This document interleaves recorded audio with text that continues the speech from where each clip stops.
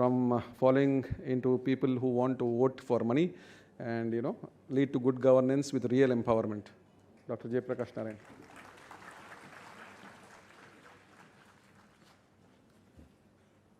Madam Chairperson, esteemed Finance Minister Nirmalaji, friends. First, let me pay tribute to Jaya Prakash Narayan, in whose name this auditorium was commemorated. The reason why I'm mentioning is many of you may not know some of our truly great heroes. Subra would have been a very definite Nobel laureate if he lived a little longer. He died very young, at 53 in 1948. If any one of his 5 or 6 major accomplishments were recognized, each one probably would have got a Nobel.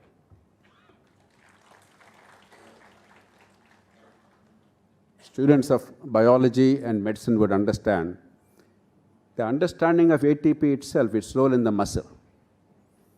Phosphocreatine, another very vital energy source in muscle. Methotrexate, even now a very vital drug for many long-standing problems of variety of kinds. Hetrazon, diethyl carbamazine, which has ended the scourge of బోధకాలు మీలో చాలామంది తెలిసి ఉంటుంది filariasis in Godavari districts. Folic acid synthesis. Remarkable work he had done. The world and India were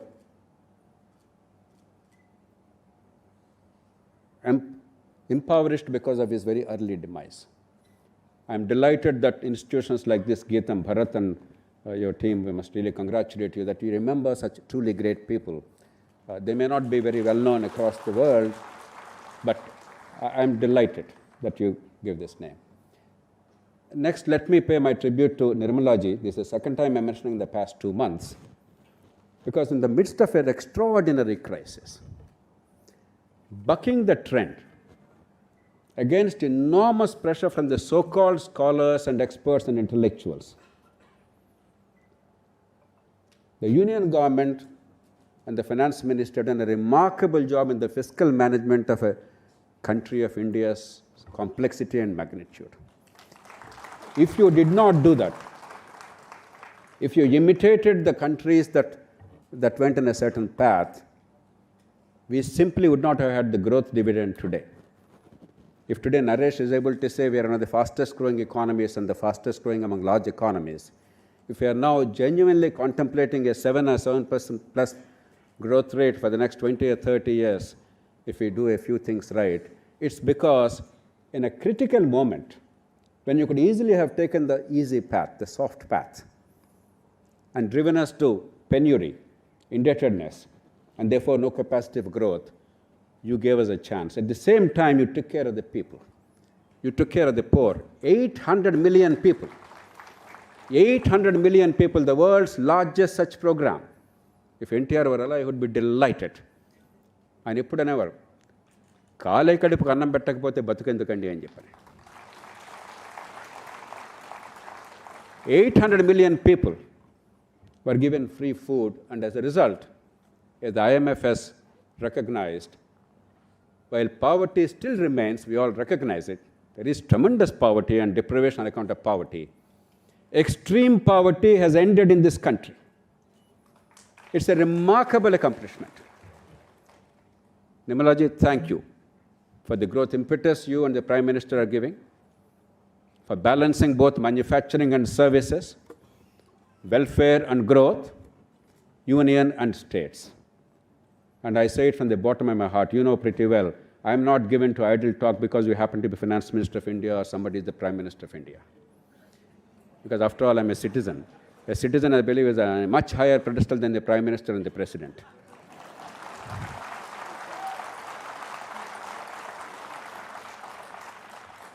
Thank you for what you have done and what you are doing. Nandamuri Taraka Ramarao గారిని గురించి మనం కొత్తగా చెప్పుకోవాల్సిన అవసరం లేదు. ఆయన జీవిత చరిత్ర ఆబాలగోపాలానికి ఈ దేశంలో తెలుసు. దానిలోకి నేను వెళ్ళను. కానీ ఆయన గొప్పతనం ఏమిటంటే చాలామంది గుర్తించండి, ఎందుకంటే గొప్ప జనాకర్షణ ఉన్న మనిషి, ఒక అసాధారణ వ్యక్తిత్వం ఉన్న మనిషి సహజంగానే మనందరూ ఆకట్టుకుంటారు. కానీ ఆకట్టుకునేప్పుడు మనం కనిపించేవి చూస్తాం కానీ లోతుకు వెళ్ళే ప్రయత్నం చేయం. అందుకని ఈ అంశానికి పరిమితమై సంక్షేమము, అభివృద్ధి, ప్రజల సాధికారత, సుపరిపాలన, దానికి పరిమితమై కొన్ని అంశాలు మాత్రం ప్రస్తావించి, నిమ్మల గారు ఉన్నారు కాబట్టి మరి జాతీయ స్థాయిలో ఆ అనుభవం నుంచి మనం ఏం ఆలోచించాలి, వారికి తెలియదని కాదు, కానీ మళ్ళీ మళ్ళీ మళ్ళీ మన నుంచి వాణ్ణి వినిపించకపోతే దేశాన్ని తెలుసో తెలియకో నాశనం చేసే శక్తులు చాలా బలంగా వాడిని వినిపిస్తున్నాయి. దేశాన్ని బాగు చేసే శక్తులు కొంతైనా వాడిని వినిపించకపోతే ఎట్లాగా? నన్ను చాలామంది అడుగుతుంటారు, ఏమండి 30-40 ఏళ్ళ నుంచి మీరు గొంతు నుంచి కరుస్తున్నారు, పోరాడుతున్నారు, రాత్రింబవళ్ళు కష్టపడుతున్నారు, ఎందుకు ఇదంతా అని. నేను ఎప్పుడు చెప్తుంటాను నవ్వుతూ, ఏమయ్యా దేశాన్ని నాశనం చేసేవాళ్ళు చాలా చాలా కష్టపడుతున్నారు, మనం దానిలో సగమన్నా కష్టపడకపోతే దేశాన్ని ఎలా కాపాడుకుంటామయ్యా అని చెప్పాను.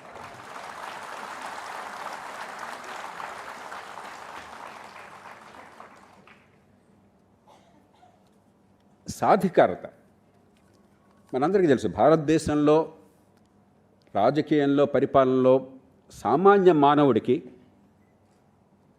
జనరాజకీయానికి, సంక్షేమానికి, ప్రజల సాధికారతకి పట్టం కట్టినటువంటి మహనీయుడు ఎన్టీ రామారావు గారు. ఆయన ₹2 మీ దగ్గర నుంచి అందరికీ తెలుసు. కానీ ఈ రెంటిని ఎలా సమన్వయం చేశారో చాలామంది గుర్తించాల. ఓ చిన్న ఉదాహరణ చెప్తాను. డాక్టర్ వెంకటేశ్వర గారు ఎక్కడ ఉన్నారు, వారు మంత్రిగా ఉండగా, నేను కలెక్టర్గా ఉండగా వారి జిల్లాలో, ప్రకాశం జిల్లాలో భయంకరమైనటువంటి సంక్షోభం వచ్చే ప్రతి రైతులకి రెసిస్టెంట్ హీలియోతిస్, శనగపచ్చ పురుగు, ఈ మందులు ఎక్కువ వేసేసరికి మందులకు లొంగక రెసిస్టెంట్ అయిపోయింది, ఇన్ని పురుగు మందులు వేసిన. దాంతోపాటు ఒక మైనర్ పెస్ట్, వైట్ ఫ్లై అనేది మేజర్ పెస్ట్ అయిపోయింది. ఈ పెస్టిసైడ్ యూజ్ ఎక్కువ అవడం చేత minor pest became major pest. Under my watch, 42 farmers committed suicide, probably for the first time in India, in the district. It was a devastating thing for the farmers, for their families, economically, for the region. And for those of us who were closely involved, it was an extremely emotional, painful thing. ప్రభుత్వం ఏం చేసింది, internal ఏం చేసి దానిలోకి నేను వెళ్ళను. చాలా ఒత్తిడి వచ్చింది ఆయన మీద. ఆత్మహత్యలు చేసుకున్నారు. ఆ కుటుంబాలకి, ఒక్కొక్క ఆత్మహత్య చేసుకున్నటువంటి రైతు కుటుంబానికి ఇంత డబ్బు ఇద్దామని చెప్పని ఒత్తిడి వచ్చింది. మన దేశంలో మనిషి చచ్చిపోగానే ₹5 లక్షలు ఇవ్వడం చాలు. మన డబ్బు కాదు కదా, మందేం పోయింది, ప్రజాధనం కదా, ఇచ్చేసేసి గొప్ప పని చేసినట్టు నటించవచ్చు మనం. అద్భుతం, రోజు చూస్తున్నాం మనం. ఎన్టీఆర్ గారు మళ్ళీ మళ్ళీ స్పష్టంగా చెప్పారు, బ్రదర్, రైతులంటే ప్రాణం పెడదాం, కానీ ప్రాణం తీసుకున్న రైతుకి ఆ కారణంగా డబ్బులు ఇచ్చి ప్రాణం తీసుకుంటే బతుకు బాగుపడుతుందన్న భ్రమను కల్పించొద్దు, అబద్ధాలు ఆడద్దు, రైతుని నిలబెడదాం. నాకు చెప్పారు జయప్రకాష్ గారు, ఆ కుటుంబాలకి ప్రాణం వడ్డీ అన్నీ చేయండి మీరు, ఆ పిల్లల భవిష్యత్తు కాపాడండి, ఆ కుటుంబానికి ఆర్థికంగా రకరకాల ఏర్పాట్లు చేద్దాం వివిధ ప్రభుత్వ పథకాల్లో లేదా ప్రైవేట్ రంగాన్ని తీసుకుని, కానీ చనిపోయిన కారణంగా, ఆత్మహత్య చేసుకున్న కారణంగా డబ్బులు ఇస్తానన్న మాట మాత్రం వద్దు అని చెప్పని స్పష్టంగా చెప్పారు. ఆయన సంక్షేమం దీర్ఘకాలిక అభివృద్ధి కోసం, వాళ్ళ శక్తి సామర్థ్యాలు పెంచడం కోసం, సామాన్య ప్రజల్ని, పేదల్ని వాళ్ళ కాళ్ళ మీద నిలబెట్టడం కోసం, అంతేగాని శాశ్వతంగా పరాధీనుల్ని చేయడం కోసం కాదు. మరో ఉదాహరణ నాకు బాగా గుర్తున్నది. ఇందాక ఒక ప్రస్తావన వచ్చింది, తెలుగు గ్రామీణ క్రాంతి పథం అని చెప్పాను. నేను ఈ జిల్లాలో జాయింట్ కలెక్టర్గా ఉన్నాను క్రాంతి పథం పథకాన్ని ప్రారంభించినప్పుడు. కలెక్టర్ల సమావేశానికి నేను కూడా వెళ్ళాను. ఆ రోజుల్లో ఏంటంటే జిల్లా కలెక్టర్తో పాటు జాయింట్ కలెక్టర్, ఎందుకంటే కాబోయే కలెక్టర్ కాబట్టి పిలుస్తారు. ఈ విషయం చర్చకు వచ్చింది. చాలామంది ఉన్నతాధికారులు, మొట్టమొదటిసారిగా బహిరంగంగా చెప్తున్నాను నేను, చాలామంది నిజాయితీపరులైన ఉన్నతాధికారులు, ఏ రకంగా మచ్చలేని వాళ్ళు కూడా, ఏమిటి వెర్రి పథకం, ప్రజలు నిర్ణయించడం ఏంటి, ప్రజలు ఒక పథకాన్ని తయారు చేసుకోవటం ఏంటి, ఏం కావాలంటే అది, అక్కడున్న స్థానిక అవసరాలను బట్టి వాళ్ళు నిర్ణయం చేస్తే మనం డబ్బులు ఇవ్వటం ఏంటి, ఇది జరిగే పనేనా అని చెప్పిన అధికారుల దగ్గరికి వచ్చి, ఏమయ్యా పెద్ద నీకు చెప్పండి, ఇది వెర్రి ఆలోచన, మూర్ఖపు ఆలోచన, ఇదేం ఆలోచన అన్నమాట నాకు నాకు నాకు నా చెబుతూనే విన్నాను. నేను నిర్ఘాంతపోయాను. ఎందుకంటే నేను గ్రామాల్లో పెరిగినవాడిని. స్థానికంగా ఉన్న నాయకత్వం, స్థానికంగా ఉన్న ప్రజలు పట్టించుకుని తమ జీవితాన్ని ఎంత అద్భుతంగా బాగు చేసుకుంటారో నాకు తెలుసు. అక్కడ వెంకటేశ్వర గారు మా గ్రామంలోనే మా స్కూల్లో చదువుకున్నారు, గొడవరి గ్రామంలో. ఆనాటి నాయకత్వం ఎంత అద్భుతమైన రీతిన మా అందరికీ మార్గాన్ని చూపెట్టిందో, మా బతుకులకి ఒక స్పష్టతనిచ్చిందో నాకు ఇప్పటికీ గుర్తున్నది. మా ఊళ్ళో స్కూల్ ఏర్పాటు కావాలంటే ప్రతి రైతు ఆ రోజుల్లో ఎకరాకి 25 రూపాయలు సొంతంగా డబ్బులు పెట్టారు. ఎకరాకి 25 రూపాయలు ఆ రోజుల్లో అంటే 2 బస్తాల ధాన్యం ఖరీదు. అంటే ఈవేళ దాదాపు 5,000 రూపాయలు. మీరు ఊహించండి, ఎకరాకి 5,000 రూపాయలకి సమానమైన డబ్బుని ప్రతి రైతు పెట్టుకుని స్కూల్లో బిల్డింగ్ కట్టుకున్నారు ఊళ్ళో. ఆ నేపథ్యం నుంచి వచ్చినవాడిని. నాకేమో క్రాంతి పథం అంటే అద్భుతంగా కనిపించింది. మీకు మీ ఊళ్ళో మీ ప్రాంతంలో ఏ అవసరం మీరు నిర్ణయించుకోండి, మీరు ముందుకొచ్చి సగం పెట్టుకోండి, సగం ప్రభుత్వం ఇస్తుంది, ఇది మీ పథకం, మీరు సొంతదారులు అన్నది నాకు చాలా అద్భుతంగా అనిపించింది. కానీ అధికార యంత్రాంగం చాలా తీవ్రంగా వ్యతిరేకించింది. నిజాయితీ పనులు, నేను అవినీతి పనుల గురించి మాట్లాడలా, నిజాయితీ పనులని అధికారులు, పేర్లు చెప్పను, వారిని కించపరచడం నా ఉద్దేశం కాదు. అప్పుడు నేను ప్రకాశం జిల్లాకు వెళ్ళాను, ఇక్కడి నుంచి ప్రకాశం జిల్లాకు వెళ్ళాను. ఆ జిల్లా చుట్టూ చూస్తే నాకు కనిపించింది, ఒక రోజున మార్కాపూర్ ప్రాంతానికి నేను పర్యటన కోసం వెళ్తుంటే దారిలో మండు టెండ. నేను జూన్ 15 వెళ్ళాను, ఇది జూలై మాసంలో. ఈ రోజుల్లో వర్షాలు బాగా పడుతున్నాయి, ఆ రోజుల్లో వర్షపాతం ఉండేది కాదు, వర్షాభావం మీకు గుర్తుండే ఉంటుంది చాలామంది. ప్రతి సంవత్సరం మనకు అలవాటు వర్షాభావము, కరువు పరిస్థితులు, దుర్భిక్షము. జాతీయ స్థాయి నుంచి ఒక కేంద్ర కమిటీ, కేంద్రం అన్న మాట నాకు ఇష్టం ఉండదు కానీ ఊతపదంగా వాడుతున్నాను. యూనియన్ ప్రభుత్వం నుంచి ఒక కమిటీ, పరిశీలక బృందం, వాళ్ళందరినీ మనం మచ్చిక చేసుకోవటం, అయ్యా బాబు అని చెప్పని వాళ్ళకి చీరలో మరొకటి ఇచ్చి ప్రసన్నం చేసుకోవటం, వాళ్ళు మంచి రిపోర్ట్ ఇస్తారేమో, రాష్ట్రానికి కాస్త డబ్బులు పంపిస్తారేమో అని చెప్పని, ఇదంతా మామూలు. ఆ పరిస్థితుల్లో నా దారిని పెడుతుంటే మండు టెండలో పైన ఆచ్ఛాదం లేకుండా కేవలం ఒక పంచగట్టుకున్నటువంటి ముసలాయన ఒక ఆయన బావిలో నీళ్లు తోడుతూ కనిపించాడు. నేను దగ్గరికి వెళ్ళి, పెద్ద ఆయన పేరేంటన్నాను.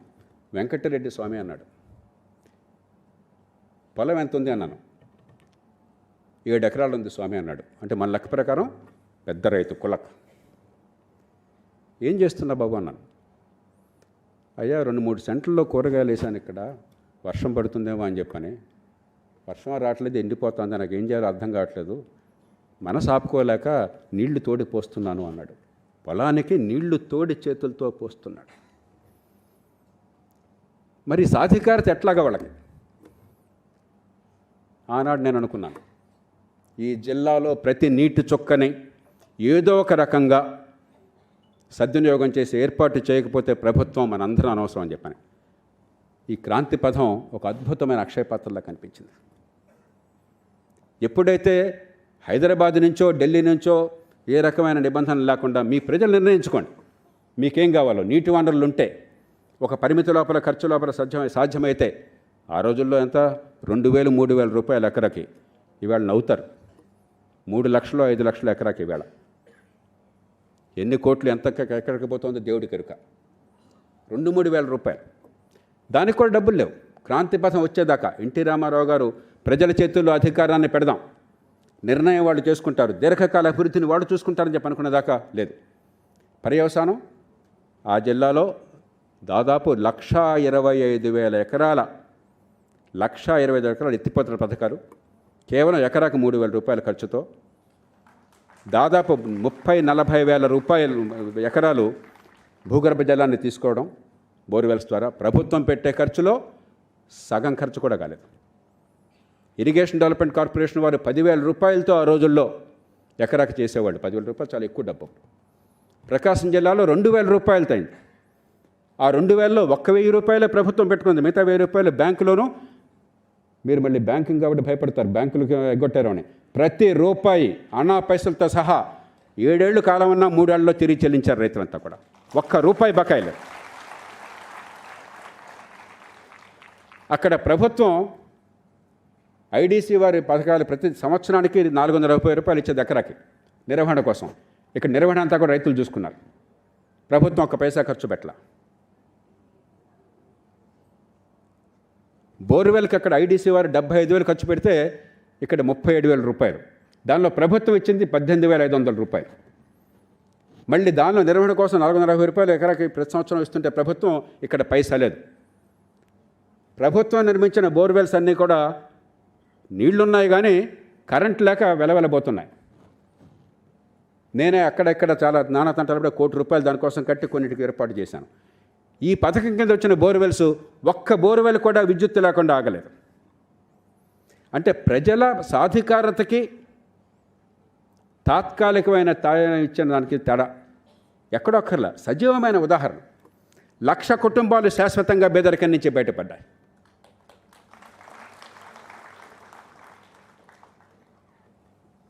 ఎన్టీ రామారావు గారు పెద్ద పుస్తకాలు చదవాలి. ఏసీ కాలేజీలో డిగ్రీ చేశారు, యూనివర్సిటీలో పట్టా పొందలా. ఇలాంటి యూనివర్సిటీల్లో ఆయనకి స్థానం ఉండేది కాదు. పిహెచ్డి రాలా.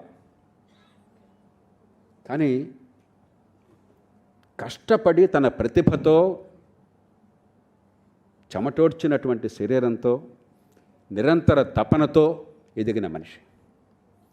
ఆ అనుభవాన్ని కేవలం పారేయడం కాకుండా మనసంతా రంగరించుకున్న మనిషి. అపారమైన ఇంగిత జ్ఞానం ఉన్న మనిషి. ప్రజలంటే హృదయమంతా ఆర్ద్రత నిండిన మనిషి. ఇవి ఉంటే పుస్తకాలు చదవక్కర్లే, డిగ్రీలు రావక్కర్లే, పిహెచ్డీలు ప్రొఫెసర్లు అక్కర్లే, ఐఏఎస్లు ఐపీఎస్లు అక్కర్లే. కాబట్టి ఈ దేశంలో అధికారులంతా వద్దన్న, వ్యవస్థ పూర్తిగా కేంద్రీకృతమైన, ఎలా ఈ దేశంలో ప్రజలకి సాధికారతనివ్వాలి, నిజమైన దీర్ఘకాలిక సంక్షేమాన్ని ఎట్లా ఇవ్వాలి. సాధికారత సంక్షేమం వేరు కాదు, అభివృద్ధి సంక్షేమం వేరు కాదు. నిజమైన సంక్షేమం అభివృద్ధికి దారితీస్తుంది. కుహనా సంక్షేమం తాత్కాలికంగా తాయిలాలనిచ్చి దీర్ఘకాలంలో బానిసలుగా నిలబెడుతుంది, పేదరికాన్ని కొనసాగిస్తుంది. అది అర్థం చేసుకున్నారు ఆయన. అత్యవసరమైతే కాలే కడుపుకు అన్నం పెట్టాలి, కానీ దాంతో ఆగితే అదే అద్భుతం అనుకుంటే అంతకంటే ఆత్మవంచం లేదని ఆయన గుర్తించారు. ఎన్నో రంగాల్లో ఈ సాధికారత కనిపిస్తుంది ఆయన చేసిన నిర్ణయాల్లో. మహిళల సంగతి చెప్పారు, నేను ప్రత్యేకంగా చెప్పనక్కర్లేదు. అలాగే సహకార సంఘాలు. ఇవాళ 97వ రాజ్యాంగ సవరణ వచ్చింది. 19(1)C ఆర్టికల్ని మార్చడం జరిగింది. దానిలో ఎన్టీ రామారావు గారి స్ఫూర్తితోనూ, కొరియన్ స్ఫూర్తితోనూ నేను కొంత కృషి చేయగలిగాను. కానీ మొట్టమొదటి దానికి పునాది వేసింది ఆంధ్రప్రదేశ్లో ఎన్టీ రామారావు గారు ముఖ్యమంత్రిగా మ్యాక్స్ చట్టం, mutual aided cooperative societies act. అరే 10 మంది రైతులు ఒక సహకార సంఘంగా ఏర్పడితే ప్రభుత్వం బూడపెత్తనం ఏమిటి? వారికి అధికారం ఇచ్చేద్దాం, వారి సంస్థను వారు నడుపుకుంటారు. బాగా నడుపుకుంటే బాగుపడతారు, బాగా నడకపోతే నష్టపోతారు. మీకేమిటి? మధ్యలో మీరున్నారండి, కావాలంటే పెద్ద మనుషులకు చెప్దాం అలా చేసుకోండి అని చెప్పని. కానీ మన పెత్తనం ఏమిటి? ఆయన ఎప్పుడు నమ్మేది అది. ఒక మనిషి బతుకు బాగుపడడం ఆ మనిషి చేతుల్లో ఉంది, ఆ కుటుంబం చేతుల్లో ఉంది. మీ చేతుల్లో, నా చేతుల్లో. ముఖ్యమంత్రి కావచ్చు, ప్రధానమంత్రి కావచ్చు, కలెక్టర్ కావచ్చు, మనం ఎవరు? ఆఫ్టర్ ఆల్ మనం వాళ్ళ సేవకులం, వాళ్ళ పన్నుల డబ్బులు తీసుకుంటున్న వాళ్ళం. రాజకీయంలో వాళ్ళైతే వాళ్ళు ఓటుతో అధికారంలోకి వచ్చిన వాళ్ళం. కానీ బతుకు బాగుపడడం వాళ్ళ చేతుల్లో ఉన్నది. మన బాధ్యత వాళ్ళకు ఒక మార్గాన్ని చూపెట్టడం, ఆ పన్నుల డబ్బులతో వాళ్ళకి అందాల్సినది ఏర్పాటు చేయడం. అంతేగాని నీ జీవితానికి నేను భరోసా అన్న అబద్ధాన్ని చెప్పటం కాదు. అది స్పష్టంగా అవగాహన ఉన్న మనిషి. చాలామంది ఎన్టీ రామారావు గారు సంక్షేమం గురించి మాట్లాడుతూ లోతు తెలియక ఆయన తాయిలాలు ఇచ్చాడు అనుకుంటారు. ఇవాళ నిర్మలా సీతారామన్ గారు, ప్రధానమంత్రి నరేంద్ర మోదీ గారు ఎంతగా తపన పడుతున్నారో ఆర్థిక వ్యవస్థ దెబ్బతినకుండా కాపాడుకోవాలి, ప్రజలకు న్యాయం చేస్తూనే ఈ దేశంలో అప్పుల భారం పెరగకుండా అని చెప్పని ఎన్టీ రామారావు గారు రాత్రింబోళ్ళు తపన పడేవారు. పొద్దున్న 4:30 వెళ్ళగానే జయప్రకాష్ గారు, రాష్ట్ర ఆర్థిక వ్యవస్థ చాలా గందరగోళంలో ఉంది, ఎట్లా అయితే ఇట్లా అయితే మునిగిపోతామని చెప్పంటే, నేను ఆయన ఏమండి మీరు బిడ్డ పుట్టాలన్నా కూడా 240 రోజులు పడుతుంది, 40 వారాలు పడుతుంది, బలవంతంగా లాగలేరు. మీరు ప్రభుత్వం ఏర్పాటు చేశాక పరిస్థితి గమనించి కొన్ని నిర్ణయాలు తీసుకున్నారు. ఇదిగో 1, 2, 3, 4, 5, 6 ఈ నిర్ణయాలకు కారణం ఇది, దీని పర్యవసానం సరిగ్గా జరిగితే ఇది అంటే సంతోషపడి ఫస్ట్ క్లాస్, దీనిలో సగం జరిగినా బాగుంటుందని చెప్పి పెట్టుకునేవాడిని. అమ్మాయిని ఊపిరి పీల్చుకునేవాళ్ళం. మళ్ళీ మర్నాడు పొద్దున్న 4:30 వెళ్ళగానే మళ్ళీ 24 hours చెప్పేశారు, రాష్ట్రం రాజ్యాంగంగా నాశనం అయిపోతుంది. అంటే అంత తపన, నిద్ర పట్టేది కదా ఆయనకి. కాబట్టి సమతూకం. ఎట్లాగొట్లా ఓట్లు దండుకోవటం కోసం సంక్షేమం అనే పేరుతో ప్రజల్ని బానిసలు చేయటం కాదు. తాత్కాలిక అవసరాన్ని తీర్చాలి, కన్నీళ్లు తొలగించాలి, కానీ దీర్ఘకాలంగా భవిష్యత్తు నిలబెట్టాలంటే ఆర్థిక క్రమశిక్షణ కావాలి, పెట్టుబడులు కావాలి. ఇందాక నీటిపారుదల పథకాల గురించి చెప్పారు. కొత్తగా చెప్పనక్కర్లేదు. ఎన్నో రంగాల్లో, ఎన్నో విషయాల్లో ఆ సమతూకాన్ని పాటించారు.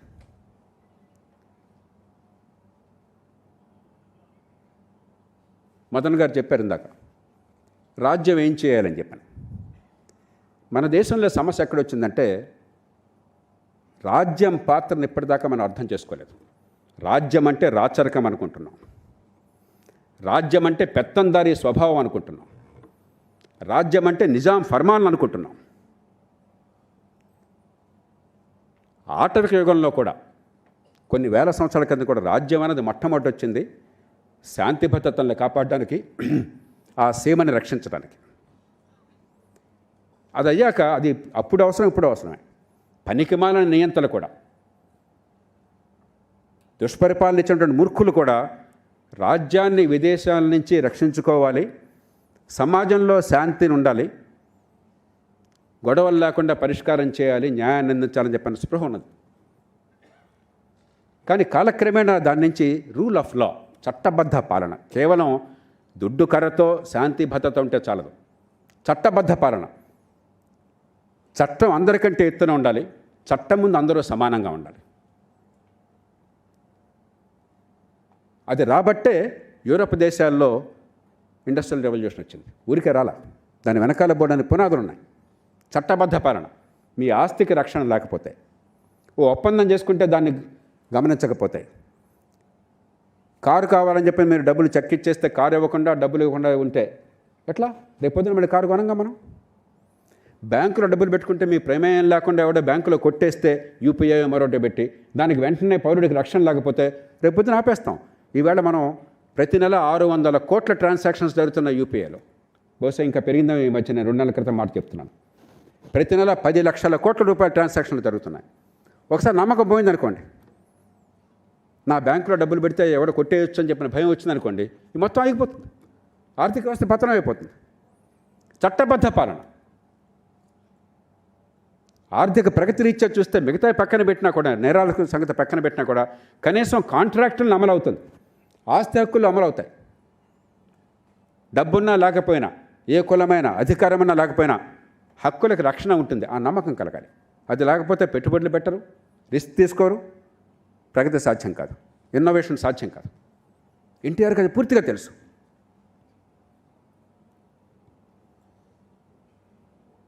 ఇక అశోకుడి కాలం నుంచి, అశోకుని ఏమంటాం మనం? అశోక ద గ్రేట్ అంటాం. చిన్నప్పుడు మీలో కొంతమందికి తెలుగులో చదివిన వాళ్ళకి నాలాగా గుర్తుంటుంది. అశోకుడు ఏం చేశాడు? చెట్లు నాటించెను, బాటలు వేయించెను, సత్రములు కట్టించెను. గుర్తుందా? చెట్లు నాటించెను, బాటలు వేయించెను, సత్రములు కట్టించెను. అందుకు అశోక గ్రేట్ అయ్యాడు. ఎందుకని? 2300 సంవత్సరాల క్రితం రాజ్యం వీరభోజ్యంగా ఉన్న కాలంలో కేవలం ఇతర దేశాల ఆక్రమణ తట్టుకోవటము, దేశ సామ్రాజ్యాన్ని విస్తరించడము, శాంతి భద్రతను కాపాడడం తప్ప ఇంకే బాధ్యత లేని కాలంలో అశోకుడు చాలా దార్శనికుడు. ఇది ఒక పవిత్రమైన బాధ్యత, రాజ్యాధికారం. ప్రజల పన్నుల డబ్బుతో ప్రజలకు కావాల్సిన ఉమ్మడి సదుపాయాలు కల్పించాలి, లేకపోతే రాజ్యం ఎందుకన్న విషయాన్ని అర్థం చేసుకున్నాడు ఆయన. అందుకే అశోక ద గ్రేట్ అయినాడు. రోమన్ సామ్రాజ్యం దాన్ని అనుకరించింది. కాలక్రమేణా సామ్రాజ్యాల్లో కూడా ఈ తీరు వచ్చింది. గొప్ప సామ్రాజ్యము, గొప్ప చక్రవర్తి, గొప్ప రాజు అంటే మౌలిక సదుపాయాలు, ఉమ్మడి సదుపాయాలు ఏర్పాటు చేశాడని చెప్పని. అది రాజ్యం పాత్ర. మనకేముంది ఇవాళ? వర్షం లేదని రోజు అల్లాడే సమాజంలో ఈ మధ్య బాగా వర్షాలు పడ్డాం. ఎంత వర్షాలు పడ్డాయండి మీకు అంతా కలిపితే? ఎంత పడ్డాయి? 1100 మిల్లీమీటర్లు, 1200 మిల్లీమీటర్లు. ఒక్కరోజు 20 మిల్లీమీటర్లు వర్షం కురిస్తే దెబ్బలాడిపోతుందా మనం? ఎందుకని? వాన కురిస్తే వరదలైపోతున్నాయి. మన పరిపాలన నిర్వాహకం అని చెప్పని. స్టామ్ వాటర్ డ్రైనేజ్ లేదు. పొలాల్లో వర్షం కురిస్తే ఒక్కరోజు 100 మిల్లీమీటర్లు, 200 మిల్లీమీటర్లు వర్షం కురిస్తే లక్షల ఎకరాలంతా నాశనం అయిపోయినాయి.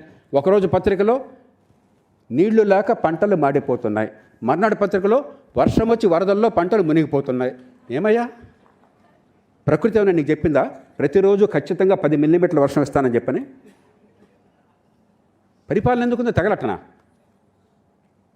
అసాధారణంగా 1000 మిల్లీమీటర్ల వర్షపాతం ఒకరోజు వస్తే అప్పుడు ఆలోచిద్దాం. మన అలాంటిది కాదే. సహజ వనరులు కాపాడుకోవటం ప్రభుత్వం బాధ్యత. మౌలిక సదుపాయాలు కల్పించడం. వర్షం వస్తే వరద నీరు పోవాలి. వర్షం లేకపోతే భూగర్భజలాన్ని మనం పెంచుకుని వాళ్ళు ఉపయోగించుకోగలగాలి. లేకపోతే ఈ సర్ఫేస్ వాటర్ని ఉపయోగించి డ్యాములు కట్టుకుని రక్షించుకోవాలి, కాపాడుకోవాలి, నీటి సద్వినియోగం చేసుకోవాలి. వర్షం వస్తే ఒక బాధ, లేకపోతే మరో బాధ. 2 పత్రికలు పతాక శీర్షికలు. దీనికి ఒక కమిటీ, దానికి ఒక కమిటీ, దీనికి ఒక బృందం, దానికి ఒక బృందం. ఏం డ్రామా ఇది? ఎందుకని? ప్రభుత్వాలు తాము చేయాల్సిన పనులు పూర్తిగా మర్చిపోయినాయి, నిరర్థకమైపోయినాయి. ఇంకెవరు చేయలేరు పని, ప్రభుత్వమే చేయాలి. ఇది చెప్పడం నాకు బాధగా ఉంది ఆర్థిక మంత్రి గారి సమక్షంలో. కానీ కొన్ని సందర్భాల్లో ఆత్మావలోకనం చేసుకోవాలి. మన దేశంలో మంచి జరుగుతుంటే నేను చాలా గర్వపడతాను. నేను నిరంతరం దేశం, ప్రపంచంలో ఆత్మవిశ్వాసాన్ని, దేశం పట్ల, భవిష్యత్తు పట్ల నమ్మకాన్ని, ఆశావాదాన్ని పెంచే వ్యక్తిని. కానీ అదే సమయంలో వాస్తవాలను కూడా మనం పరిగణలో తీసుకోవాలి. మీరు 49 పెద్ద దేశాలను తీసుకోండి. The nations with more than $200 billion of GDP. నిర్మలాజీ, you can ask your team to do this work. There is nothing original from మీ.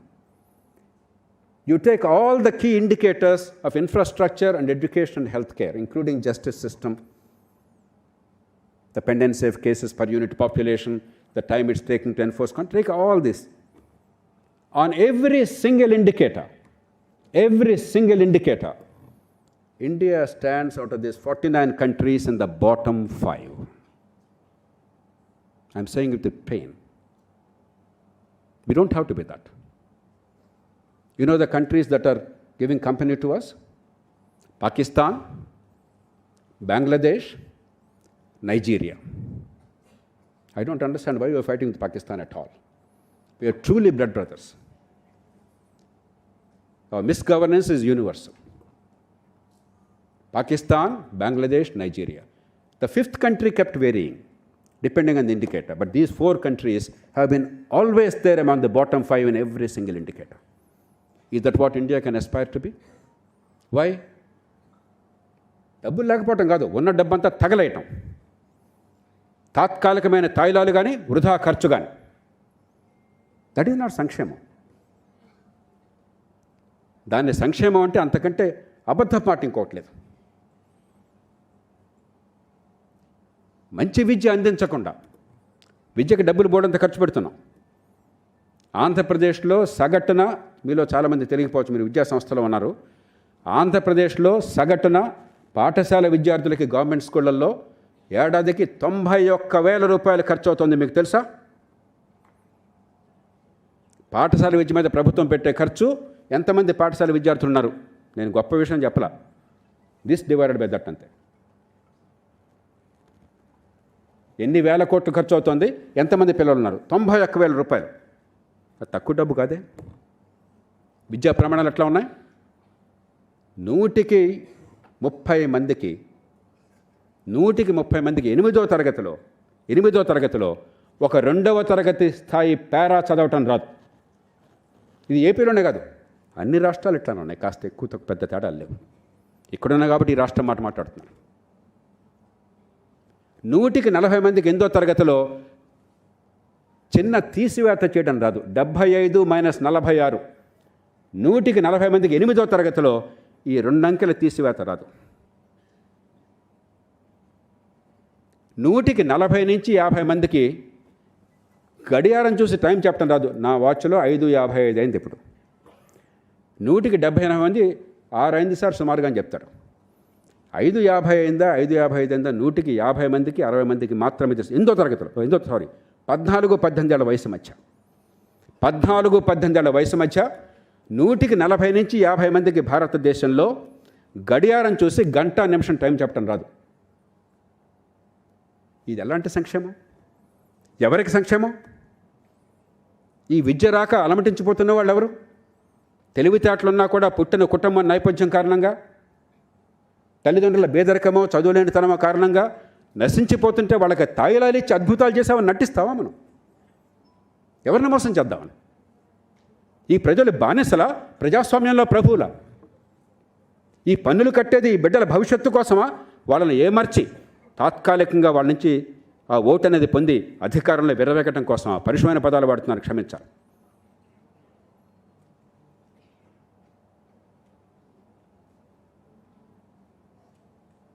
ఈ మౌలిక సదుపాయాలు అయ్యాక మంచి ప్రమాణాల విద్య, మంచి ఆరోగ్యం. ఏడాదికి 5,40,00,000 మంది, 5,40,00,000 మంది ఏడాది కంటే రోజుకు సుమారుగా 1,00,000 మంది. సంవత్సరం మొదట బేదలు కాని వాళ్ళు సంవత్సరాంతానికి అనారోగ్య కారణంగా బేదలవుతున్నారు భారతదేశంలో. Descent into poverty అంటారు. Poverty line is not a static line. While the numbers remain roughly the same with continuous improvement, a lot of people get into poverty and out of poverty. There is a dynamic process at work. 54 million people, 5 crore 40 lakh people in a year, are descending into poverty every year in India because of lack of healthcare access. We can easily set it right at a low cost if you utilize our advantages. The governments that do not do these, or the parties that do not offer these, they are all too ready to offer all kinds of short-term freebies at the cost of long-term good. Because there is a trade-off. You have to take care of the short-term needs. Nirmala Sitharaman ji has taken care of the short-term needs. 800 million people are fed in a time of crisis. That is welfare. But if that's all the government does, I don't think we would have invited her here. I don't think the government deserved any credit if that's all the government did. If you don't balance it with long-term growth, ability to come out of poverty, empowering the people, giving them earning capacity and therefore enhancing the incomes, creating conditions for investment and job creation, then it's no longer governance, it's a disaster.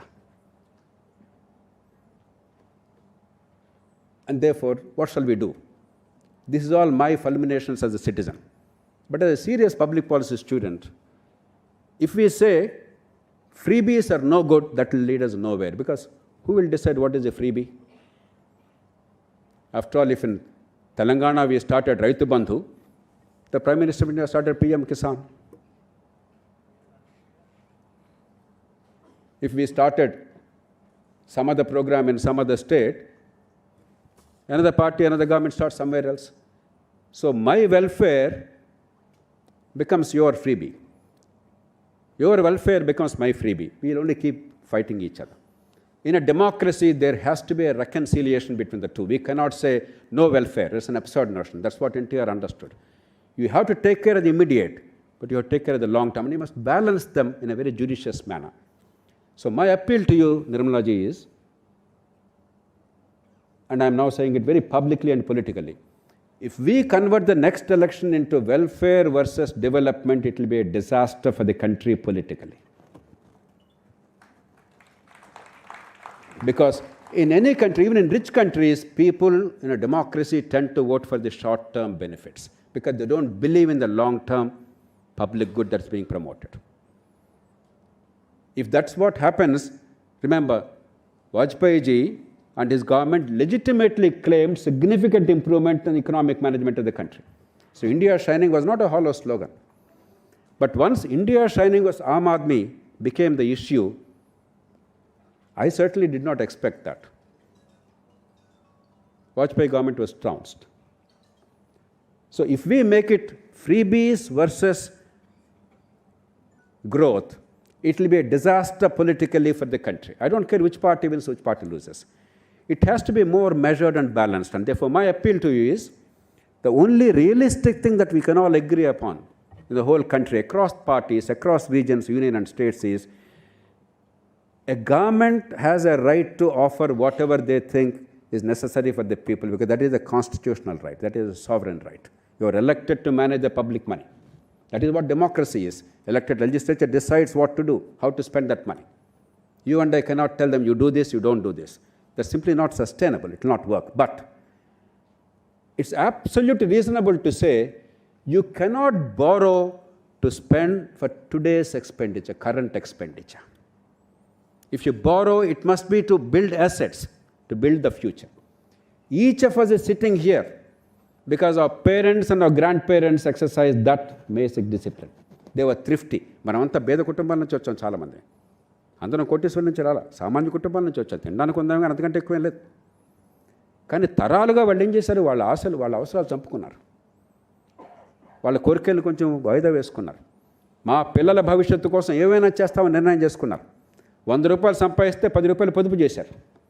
చిన్న ఆస్తితో మరొకటి కొనుక్కున్నారు. ఇంటి number ఎక్కడి నుంచి వచ్చారు? ఆయన తండ్రి గారికి ఉన్న పొలం అంతా కూడా 1929 డిప్రెషన్ పుణ్యమా అని చెప్పని మొత్తం పోయింది. అప్పులు 2,000 రూపాయలు తెచ్చాలంటే 7,000 ఎకరాలు అమ్ముకున్నట్టు ఆయన చెప్పారు నాకు. ఎట్లా వచ్చారు?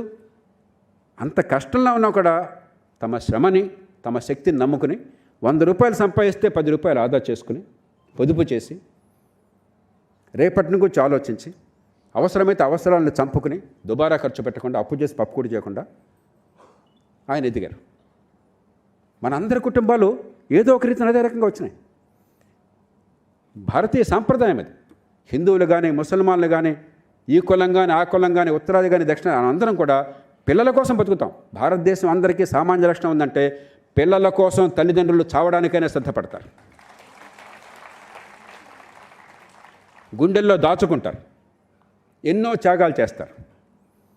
అలాంటిది మనం ఎన్నుకున్న ప్రభుత్వానికి మన బిడ్డల భవిష్యత్తును నాశనం చేసి వాళ్ళ మీద అప్పుల భారాన్ని పెట్టి ఈవేళ అప్పు చేసి పప్పు కూడా తినే హక్కు ఎక్కడున్నది? It is a perfectly reasonable argument socially and politically. Therefore, bring back revenue deficit concept which was unwisely taken out from the FRBM framework. And you only have one rule for the union or the states. There will be a time for transition because Government of India has a structural deficit. జాతీయ స్థాయిలో ఉన్న ప్రభుత్వానికి 27 లక్షల కోట్ల రూపాయల budget ప్రవేశపెట్టిన దానిలో నిర్మలా గారు 27 లక్షల కోట్ల రూపాయల పన్నుల ఆదాయం, దానిలో 16,11,000 కోట్ల రూపాయల రాష్ట్రాలకి వివిధ రూపాయల్లో బదిలీ అవుతున్నది. అయితే ఫైనాన్స్ కమిషన్ లేకపోతే కేంద్ర ప్రతిపత్తి పథకాలు 9,43,000 కోట్ల రూపాయలు అప్పుల మీద వడ్డీలు చెల్లిస్తున్నారు. Without giving a salary to one single person, 95% of the Government of India revenue is going away on these two heads. So Delhi's structural deficit cannot be overcome overnight. Let's have some time, a time frame, union or states. But there shall be no revenue deficit. That means you cannot borrow to maintain the current expenditure. The borrowed money shall only go towards building assets for the future. And for that, you create an independent body. Maybe the Finance Commission can be made permanent. Maybe a Office of Budget Responsibility can be created in the Finance Commission. Instead of the government, the political government deciding which state has violated the norms, if such an independent constitutional body decides, you will be away from politics. Because then, otherwise, మా కేసీఆర్ గారు ఒప్పుకుంటారా మీరేం చేసినా? What ever you say it's political. Andhra Pradesh government will say we want to give to the people, poor people, free, and Government of India, Narendra Modi is stopping it. There is no end to this. But if you create a revenue deficit framework, an independent body, a credible body, and adhere to that, because under Article 293(3), you have the power to decide whether or not to approve a loan of the state government. So constitution makers wisely gave the tools. Please do not make it an issue of freebies versus growth. You have to make it an issue of revenue deficit being nil and borrowed money cannot be used for current expenditure. If you do that, within 3-4 years, we will see fiscal health in the country. We will have enough money to be able to fund the welfare programs, but enough money to invest for the future. One last word. For those of you who may not look at numbers, 7% అభివృద్ధికి 8% అభివృద్ధికి తేడా ఎంత తెలుసా? 10 ఏళ్ల కాలంలో 7%కి 8% మధ్య తేడా $600 billion GDP, అంటే 50 లక్షల కోట్ల రూపాయల GDP, annual income of the country. 18 to 20% goes back in taxes to union or states. Our tax GDP ratio is about 18 to 19%. అంటే 50 లక్షల కోట్లు 10 లక్షల కోట్ల రూపాయలు పన్నుల రూపంలో అదనంగా వస్తుంది ప్రతి సంవత్సరం. ఈవేళ తాత్కాలిక తాయిలాలు ఇస్తున్నామని చెప్పని ఈ గ్రోత్ను చంపుకుంటే రేపొద్దున వచ్చే ఇన్కమ్ ఆగిపోతుంది. ఇన్కమ్ ఆగిపోతే నష్టపోయేవారు మళ్ళీ బెదలు. 10 లక్షల కోట్లు అదనంగా ఇన్కమ్ వస్తాయి. Imagine the amount of welfare you can spread. How you can take care of the poor? One is not at the cost of the other. We have to take care of the poor, their short-term needs, but we have to promote growth for the long-term needs of the poor and the country. And we have to find a viable mechanism above petty politics, above partisanship, to be able to address both. I believe that is the enduring lesson of a great leader, a man of immense compassion, a man of common sense, a man who was a true visionary. And because he was not a voracious reader or a copious writer, we forgot the visionary part of it. I think that's the true lesson of the visionaries like NTR or Rajaji, C. Rajagopalachari, and many other great men and women of this country, right? Starting from Dadabhai Nauroji, Gopal Krishna Gokhale, and others. This is a part of Indian ethos, that we shall not burden our children with a debt that is incurred on account of current expenditure or spendthrift nature. I think we can build a framework around that.